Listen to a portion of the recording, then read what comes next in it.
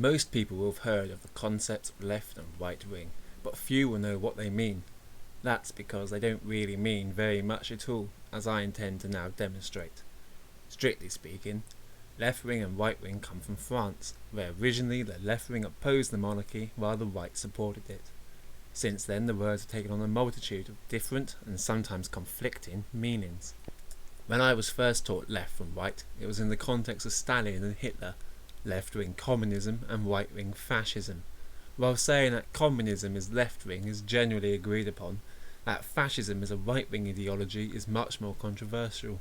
One prevailing use of the left-right spectrum uses purely economic definitions. The more state intervention in the economy, the more left-wing. The freer the market, the more right-wing. Under this definition, communism, with complete governmental control of the economy, stands firmly on the far left. This definition has no requirement at all that fascism be right-wing, and indeed the fascist parties of the world weren't particularly right-wing. Nor though were they, as some Americans seem to claim, particularly left-wing or socialist either. They enjoyed a position fairly in the middle of the spectrum, utilising both a large state and capitalist companies in league with them. An important part of any spectrum is its centre.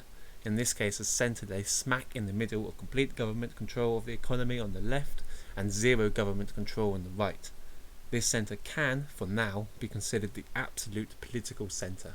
So on this left-wing, right-wing spectrum, where do the British parties fall? Well, apart from on the NHS, we have a heavily deregulated economy. That is to say, there's not much state intervention. So all three major parties are quite far to the right of the centre, and yes, this includes Labour. But Labour claim to be centre-left.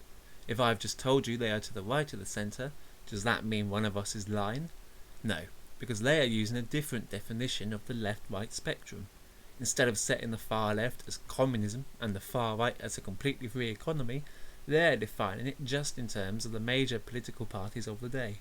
Via this logic, the political centre is simply whatever happens to be in the middle of Labour and the Conservatives. It will move around a lot with time. Let's call this the relative political centre. Right now, the UK's relative political centre is to the right of the absolute political centre.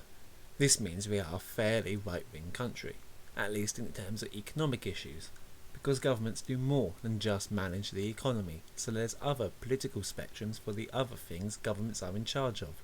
A common additional spectrum is the social spectrum. This measures governmental intervention in people's personal lives, including issues such as freedom to marry, freedom to vote, gay rights, women's rights, etc. With respect to right-wing and left-wing, it's the opposite way around from the economic spectrum. More governmental intervention is considered right-wing, less considered left-wing. On this social scale, you can see that fascism is now genuinely far right. But, confusingly, so is communism. You can merge these two together to create a 2D version of the spectrum.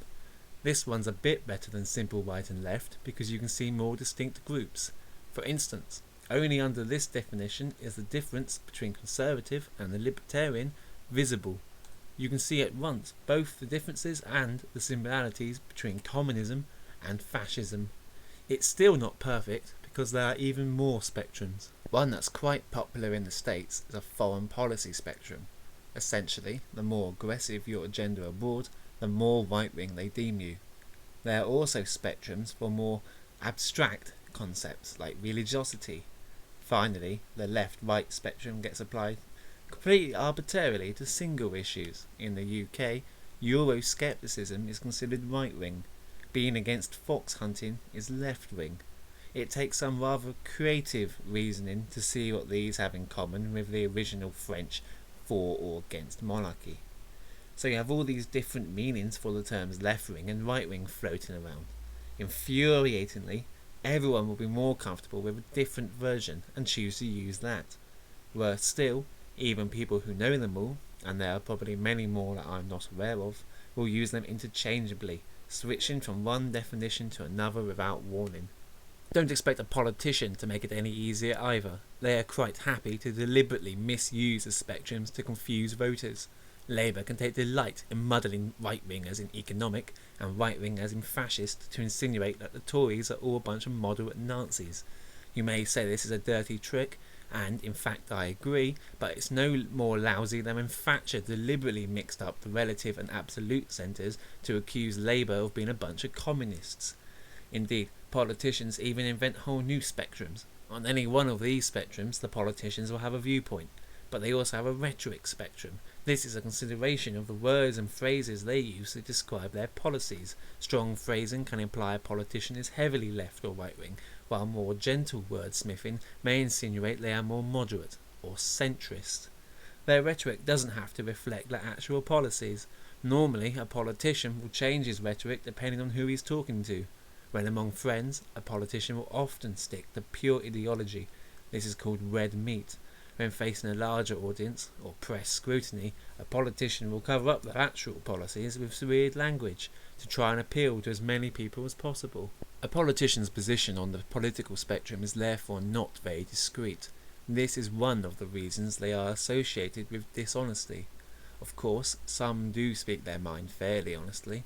Unfortunately, those far ends of the spectrum seem to have gravity, so any politician sticking to their ideology tends to fall towards extremism and become disassociated with the political mainstream, which is just media euphemism for electable. Oh, and the electorate aren't much better either. An awful lot of people, and this is especially true over the pond, treat politics like a football match and stick to their team rigidly. Policies that really don't match up with their ideology are still defended to the death because it happens to be their political party trying to implement it. So you have all these different spectrums which all mean different things. Note that the Nazis, everyone's favourite political conversation piece, end up either left or right wing depending on how you define it. And in spite of, or perhaps because of, all these different ways to define and clearly state their policies, politicians still refuse to do so. They invent terms like centre-left and centre-right to disguise their actual beliefs. Centre to what? The absolute political scale? The relative? Are we talking economic or social or foreign or what? Even when they do clarify, which isn't often, the answer doesn't stay the same. They'll change it depending on who's asking, depending on polling, depending on their mood, depending on the alignment of the planets. All of this leads to one thing: saying you are left-wing or right-wing means almost nothing. You need to express a clear view on each individual policy area. Simply saying, when asked about an issue, that you're left or right-wing means absolutely nothing. And if you want some final evidence of how pointless the political spectrum is, then know this: there is not one single thing I have just said that someone won't argue with. I've tried to keep this politically neutral so I can guarantee that someone from the left and someone from the right will accuse me of belonging to the other camp and misrepresenting the facts to further my own side's political agenda.